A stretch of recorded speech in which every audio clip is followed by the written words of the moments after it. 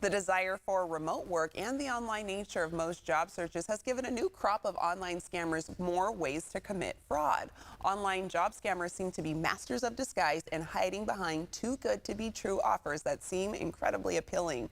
SchoolsFirst Federal Credit Union is here to talk about job search scams and how to avoid them. Let's welcome Tamara Beaver, Group Ridge Branch Manager at SchoolsFirst Federal Credit Union. Tamara, thanks for joining us this morning. Of course. I'm so happy to be here, yes. as always. Okay, yes. So the online job search is beginning to seem more like a Halloween fright night, if I'm being honest, yes. filled with dangerous tricks that we want to avoid. Yes. So can you share some of the red flags we should be on the lookout for? Yes, and so I would say some of the most important red flags just may not be a scam, but to really look out for are companies that are asking you to pay an upfront fee for anything. Yeah. Legitimate companies typically don't do that. So if you are pay a fee and will advance you through the interview process or give you better odds of getting a job, or if you get hired on and they ask you to pay for your own training or your own certificates, that's giving them money up front. Yeah. Another is when you're asked to purchase all of the merchandise and then sell it yourself. While that may not be fraud, it's definitely, or a scam, it may be a red flag to really look into. So anytime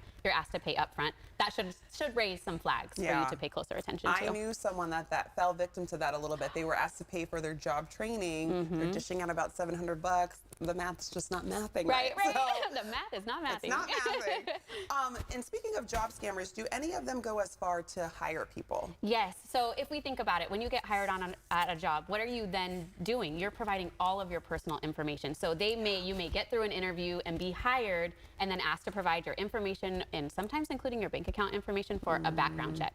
Once you've done that, unfortunately, they have all of your information and may steal your identity. So that's one. Another one to really look out for is the quality control and reshipping. What that is you will receive merchandise that you then repackage and ship back out. And while you were hired on to do that, the goods that you're receiving may be stolen. So you're part of a bigger kind of fraud ring. Yes. So be very, very mindful. Usually quality control, reshipping, all of those things are done at a location, not at your home. So be very cautious of that. Okay. And are there other common scams that job seekers should be aware of? Yes, I'll tell you, the one that I see the most, there are so many different, it's so sad how many different scams there are and how much we fall for. But the one that I see the most is where you are hired on for a company that you've only really communicated with online. Okay. They send you a check. You're then asked to send a portion of it back. So sometimes you will be buying supplies that you need for the job and then send us the difference of what you don't spend.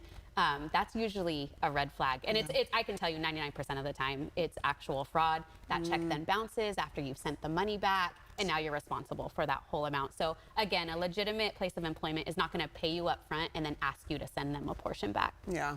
Okay, and if someone falls victim to a job search scam, what immediate steps should they take?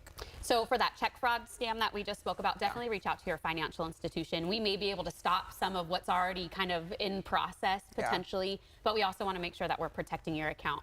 If you've given out your personal information, you want to reach out to the credit bureaus, your financial institution as well, but the credit bureaus, that's the three different, right? Equifax, TransUnion, Experian, to kind of put a block on your credit because somebody out there has your information and you don't want them stealing your identity and opening credit. You can also report all of these frauds to the Federal Trade Commission or your state attorney general. That way they're on the radar and we can get out more information about the types of scams that are happening. All right, we really want to help people from falling victim to this. Can you share some practical advice for job seekers to protect themselves from falling for online job scams? Absolutely. So I think one of the most important things you can do in any point in your life is do a lot of research, especially because you're applying for jobs or you're finding them on different websites now. You're not going straight to the company. Go to that company, look up the company.